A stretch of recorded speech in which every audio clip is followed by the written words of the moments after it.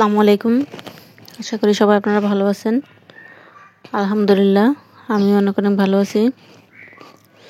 তো শীতের দিনে বাগানে আসলে আসলে একটু ভালোই লাগে যখন গাছে ফলগুলো ধরা শুরু হয়। যেমন ধরেন টমেটো গাছগুলো, আমার যদি পাশে টমেটো গাছগুলো নষ্ট না হইতো দেখা যেত আরও অনেক বেশি ভালো লাগতো। তো টমেটো গাছগুলো যেন আমার এখন অনেক খারাপ লাগে, কারণ অনেক সুন্দর হয়ে উঠছিল মাশাআল্লাহ গাছগুলি, কিন্তু কেন যে নষ্ট হইলো বুঝতে কোনো কারণ খুঁজে পাইলাম না। আর ওই যে লাউটা দেখেন এতদিনে মাত্র এতটুকু বাড়ছে। তো এই গাছগুলির আর আশাই করা যাবে না ফল খাওয়ার জন্য, যেহেতু আর কোনো সবজি দিবে না এটা থেকে। তো ইনশাল্লাহ চারা বসাই দিছি, চারাগুলো উঠলে তো নতুন করে আবার ইনশাল্লাহ লাগাই দেবো। তো যারা আপনারা এখন আর চারা বসান নাই বা গাছ আমার মতো এরকম সমস্যা আছে বা গাছ বাড়তেছে না, ফল ধরতেছে না, এরকম হইলে সেই গাছগুলো উঠে ফেলাই ভালো। যেহেতু এগুলি না ধরে না সেগুলি রাখা কোনো লাভ নেই। তো লাউ শাক যেহেতু আছে, আমরা শাকগুলো যতটুকু পারি খেয়ে নেব, তারপরে আমরা গাছগুলো উঠিয়ে দেবো, কারণ এগুলো যেহেতু এখন কোনো কিছু হইতেছে না তো রাখা তো আর লাভ নেই। তো আপনারাও চাইলে এরকম করে গাছ উঠে নতুন করে আবার গাছ বসাই দিতে পারেন। আর এখন তো অনেক গাছ বসানো যায়, যাদের জায়গা আরও বেশি আছে তারা তো ফুলকপি, পাতাকপি, মূলা এগুলো অনেক কিছু বসাতে পারেন। তো আমি এত কিছু বসাই নেই, মানে ছোট্ট জায়গার মধ্যে যতটুকু সম্ভব করার চেষ্টা করছি। আর মেনলি দেখানোর উদ্দেশ্য হলো যে অল্প জায়গার মধ্যে এখানেও চাইলে আরও কিছু করা যাবে, কিন্তু আমি তেমন বেশি কিছু আর করি নেই। তো যারা অল্প জায়গা আছে তারা যদি চেষ্টা করেন এরকমভাবে সবজি করতে পারেন। তো নিজের শখের থেকে করলে যতটুকু করা যায় অতটুকুই, এর বেশি আর কিছু না। তো যেহেতু পাতাকপি, ফুলকপি, এগুলা মূলা এগুলা লাগাইলে একটু বেশি করে লাগাইতে হয়, যেহেতু দেখা গেল যে অল্প একটু লাগাইলাম একটা দুটো, ওটা লাগাই পোষায় না অবশ্য। তো একটু বেশি করে লাগাইতে পারলে তখন একটু দেখতেও ভালো লাগে, একটু তৃপ্তিও লাগে আর কি। তো যাই হোক, আমার যেহেতু ছোট্ট একটা জায়গা, ছোট জায়গার মধ্যে আপনাদের সবার দেখানোর চেষ্টা করি। তো আপনাদের সাথে একটা কথা শেয়ার করা হয়নি, এখানে আমরা কয়েকজন গাছ লাগাই, অবশ্য আমি একা না, আমার যে আশেপাশে আরও কয়েকজন আছে। তো আমরা এক একজন এক এক সাইডে একটু একটু করে গাছ লাগাই আর কি। তো সেই কারণে জায়গাটা একটু ছোটো, কিন্তু বিল্ডিংটা কিন্তু অনেক বড়। তো যাই হোক, এক একজন এক এক জায়গা দিয়ে লাগাই। তো যাই হোক, আজকে আপনাদের সাথে যেটা বললাম যে কাজটা ছোট, কিন্তু আসলে এটা অনেক জরুরি একটা জিনিস। যেমন এই যে ঘাসগুলি, তো এরকম টবের মধ্যে অনেক টবে অনেক এরকম ছোট ছোট ঘাস থাকে। আমরা যদি এই ঘাসগুলি সময় মতো মানে সঠিক সময়ে পরিষ্কার না করি, তাহলে দেখা যাবে যে ঘাসগুলি অনেকটা বেড়ে যায়। তখন দেখা যায় যে মাটির অতিরিক্ত খাবার গাছ শোষণ করে নেয়। আর আরেকটা জিনিস হচ্ছে, এই যে দেখেন আমার এই টবটার মধ্যে আজকে কদিন যাবত আমি একটু খুঁড়ি নেই, দেখেন উপর দিয়ে কিন্তু শ্যাওলা পড়ে গেছে, মাটিটা কিন্তু শক্ত হয়ে গেছে। তো আমাদের উচিত সবসময় অন্ততপক্ষে সপ্তাহে একবার একটু একটু করে হলেও মাটিটা এইভাবে খুঁড়ে দেওয়া দরকার। কারণ ওই যে মাটিটা যখন সমান হয়ে শ্যাওলা পড়ে গেছে, ওখানে কিন্তু কোনো অক্সিজেন গাছের ভিতরে, মাটির ভিতরে ঢুকতে পারে না, অক্সিজেন চলাচল করে না, যার কারণে গাছের শিকড়গুলো সঠিক মতো কিন্তু বাড়ে না। তো দেখা যায় নতুন শিকড়ও কোনো নতুন করে হয় না। আমার মাটিগুলো নরম আছে, কিন্তু মাটিটা শক্ত হয়ে যাওয়ার কারণে শিকড়গুলো দেখা যায় নিচেতে ভালো করে রুটগুলো বাড়তে পারে না।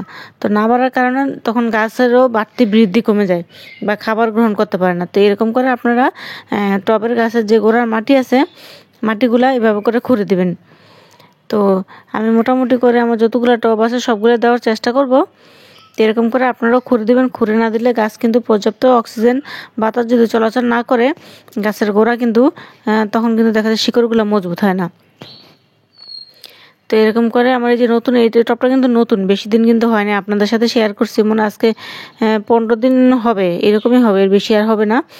তো বেডটা আমি রেডি করে তারপরের দিন তো আমি গাছ লাগিয়ে দিচ্ছি এখানে, বেগুন গাছগুলো। তো মাশাআল্লাহ আমার গাছগুলো কিন্তু মোটামুটি আলহামদুলিল্লাহ ভালোই আছে।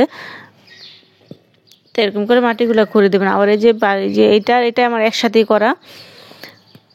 যত আমরা একটু ছোট ছোট কেয়ারগুলো করব, এই ছোট ছোট কেয়ারগুলো করার কারণে কিন্তু গাছ কিন্তু অনেকটা ভালো থাকে। দেখেন আমি যে কয়েকদিন আগে মাটিটা রেডি করছি, এই যে এই টবটা আর এই যে এই টবটা, দুইটা টব একসাথেই করা হয়েছে বেগুনের। মাটিটা কত নরম বুঝতে পারতেছেন। আমি কিন্তু অত চাপ দিয়ে খোঁচা দিতেছি না, হালকা করে একটু খোঁচা দিতেছি মাটিগুলা। আমার এটা নিচে কিন্তু সবজির খোসা আছে, সবজি খোসা দিয়ে আমি তারপরে কিন্তু উপর দিয়ে মাটি দিয়ে ব্যবহার করে কিন্তু বেডটা রেডি করছি। তো মাটিটা আমার নরম থাকে, মাটিটা আবার জৈবভাবে মাটিটা পর্যাপ্ত পরিমাণে এটার মধ্যে কিন্তু আপনার খাবার থাকে, তখন কিন্তু গাছের কোনো সমস্যা হয় না।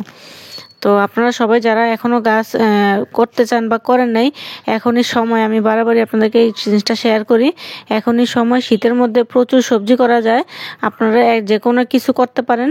তখন দেখা যাবে যে একটা জিনিস নষ্ট হওয়ার সম্ভাবনা কম থাকে। আর বর্ষার দিন যেহেতু, তখন সবজির সিজনও কম থাকে। আর দেখা যায় কিছু গাছ লাগাইলে কিছু গাছ বৃষ্টির কারণে মরে যায়, নষ্ট হয়ে যায়, গোড়া পচে। তখন যারা নতুন বাগান করতে চায় তাদের একটু মন ভেঙে যায় যে আমি করতে পারবো না বা কি, এ ধরনের জিনিস। তো যাই হোক, এই শীতকালটা হচ্ছে যারা নতুন বাগান করতে চায় তাদের জন্য উপযুক্ত সময়। শীতকালে যদি আমরা গাছ করি, ইনশাল্লাহ গাছগুলো তেমন একটা নষ্ট হয় না, আর অনেক ধরনের সবজি পাওয়া যায়। তো সেই কারণে আমাদের গাছগুলো সঠিকভাবে সুন্দর করে পারে। তো এই জন্যই বারে বলি যে যারা বাগান করতে চান, নতুন করে আগ্রহী, তারা এই শীতের দিনটা বেছে নিলে ভালো। তো যাই হোক, এই যে এভাবে করে আপনারা গাছগুলো অন্তপক্ষে সপ্তাহে একদিন করে হলো একটু মাটিটা একটু আগলা করে দিবেন। আমি অফ ক্যামেরা দেই, সবসময় আপনাদের সাথে শেয়ার করি না। তো আজকে চিন্তা করলাম না, একটু শেয়ার করে দিই, কারণ যারা জানে তারা তো অবশ্যই ভালো, তারা তো সবই জানে। আর যারা না জানে, নতুন বন্ধু আছে অনেকে, এগুলো কোশ্চেনও করে। দেখা যায় একবারে আমাদের কাছে নর্মাল জিনিস মনে হয়, কিন্তু আসলে যে না জানে তার কাছে তো নর্মাল না। যেমন ধরেন আমার এই গাছটা, এই টবটার মধ্যে কিন্তু মোটামুটি অনেকটাই ঘাস আছে।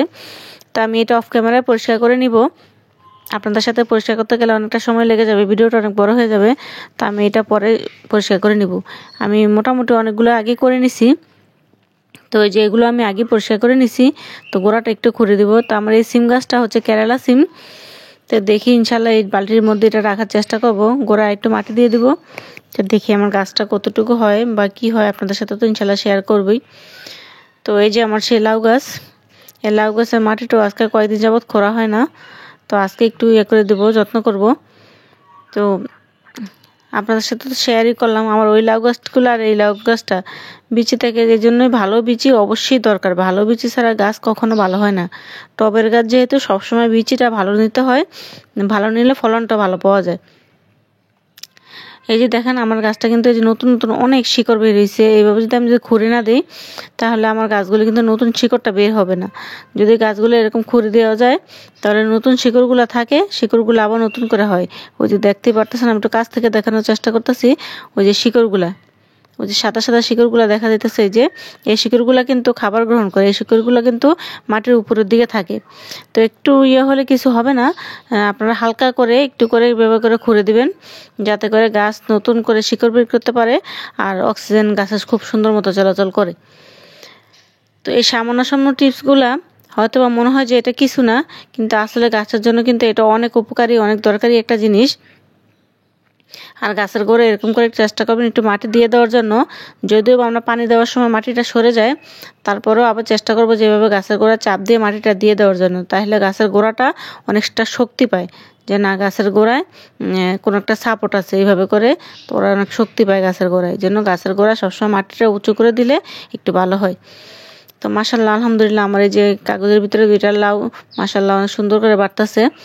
তো উপরেও মাশাআল্লাহ অনেকগুলি করা আসছে। আমার ওই গাছের তুলে না এই গাছের লাউগুলো আলহামদুলিল্লাহ, জানি না আল্লাহ কয়টা রাখবে বা কয়টা রাখতে পারবো। মাশাআল্লাহ অনেকগুলি লাউ কিন্তু আসছে। তো এইভাবে করে আমি যে লাউগুলো পরাগায়ন করে দিছিলাম, ইনশাল্লাহ আশা করি টিকে যাবে দুটোটা লাউই। তো এখানেও আরো ছোট ছোট কয়েকটা লাউ আছে। তো ভাই, লাউ গাছ যদি ভালো পড়ে, ইনশাল্লাহ লাউ গাছ কিন্তু কখনো মানে নিরাশ করে না। চারা যদি ভালো হয়, গাছ যদি ভালো হয়, আপনি কিছু না কিছু সেখান থেকে পাবেন। আর যদি ওই ধরনের শাক খাওয়া লাউ গাছ হয় ভাই, তাহলে তো শাক ছাড়া আর কিছুই পাওয়ার কোনো উপায় নেই। কারণ আমরা যেহেতু লাগাইছি শাক খাওয়া গাছ, সবজি পাবো কোথা থেকে? সেজন্যই চারা কেনার চাইতে চারা বিচি থেকে লাগানোটাই উত্তম, আমি মনে করি। আর এই যে আমার শশা গাছ, আলহামদুলিল্লাহ শশা অনেকবারই করার চেষ্টা করছি। তো শীতকালে কমই করছিলাম, আগে তো একটু গরমের সিজনে করছি, তো গাছগুলো নষ্ট হয়ে যেত। তো এবার শীতের সিজনে করছি, দেখি গাছগুলো কেমন হয়। তো যারা আমার মতো এরকম শখে বাগান করেন, সামান্য জিনিস দেখলে কিন্তু আমরা অনেক খুশি হয়ে যাই। যারা শখে বাগান করে তাদের কিন্তু অনেক বেশি কিছু লাগে না, কারণ একটু বাগান করে তো ভাই কারো দেখা যায় যে পরিবারের চাহিদা মিটে না। হ্যাঁ মিটে, অল্প হলেও মিটে, কারণ যেহেতু শখে করি আমাদের সামান্য হলেও এখান থেকে মিটে। কিন্তু তারপরে এটা একটা মনের একটা তৃপ্তি, মনের একটা শান্তি আর কি। তো আমার এই টমেটো গাছগুলা এখন পর্যন্ত আল্লাহর মতো ভালো আছে। আল্লাহ যেহেতু ভালো রাখে, কারণ ওই আগে টমেটো গাছগুলো নষ্ট হয়ে গেছে। এখন যদি টমেটো গাছ আবার ফিরে নষ্ট হয়ে যায় তাহলে তো আর করার মতো কোনো সুযোগ নেই। তো যাই হোক, আপনার ভিডিওটা যদি আপনাদের ভালো লাগে সবাই আপনারা লাইক কমেন্ট শেয়ার করে দিবেন। আর নতুন যারা আছেন তারা সাবস্ক্রাইব করে নেবেন। আর পুরান যারা আছেন তাদেরকে তো অসংখ্য ধন্যবাদ।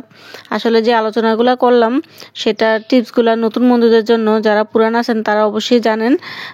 তারপর নতুন বলে দিলাম, যারা নতুন যদি কেউ ভিডিওটা দেখেন ভালো লাগলে অবশ্যই চ্যানেলটা সাবস্ক্রাইব করে নেবেন। আমার ছোট ছোট অভিজ্ঞতাগুলো আপনাদের সাথে আমি শেয়ার করি। আমার একটু ভালো লাগে যে আমারগুলো দেখে যদি কেউ উপকৃত হয়, অনেক আপু কমেন্টস করেন, তখন একটু ভালো লাগে যে না, কারো তো কোনো কাজে লাগে। তা সবাই আপনারা ভালো থাকেন। আল্লাহ হাফিজ।